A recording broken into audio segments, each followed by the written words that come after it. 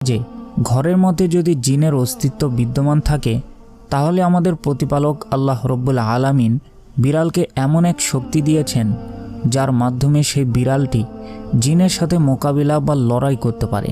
আরও ভালোভাবে বলতে গেলে ধরুন আপনার ঘরে একটা পোষা বিড়াল আছে যাকে আপনি খাবার দাবার দিয়ে লালন পালন করেন।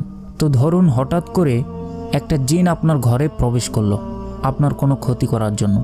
সেই সময় সে বিড়ালটা আপনাকে বাঁচানোর জন্য জিনের সাথে লড়াই করবে। যদি কোনো সময় মধ্যরাতে বিড়াল কান্না করে তাহলে বুঝবেন আপনার ঘরে কোনো জিন শয়তান প্রবেশ করছে। তখন আপনি আল্লাহর কাছে প্রার্থনা করবেন এবং আয়াতুল কুরসি পাঠ করবেন। আবার কিছু কিছু বর্ণনায় পাওয়া যায় যে ঘরে বিড়াল থাকে সে ঘরে জিন প্রবেশ করে না। আমাদের আশেপাশের দুঃখ, দুর্দশা এবং ডিপ্রেশন এমন একটি মোহমায়া সৃষ্টি করে যা আমাদের উপর আধিপত্য বিস্তার করার চেষ্টা করে। একটি গবেষণা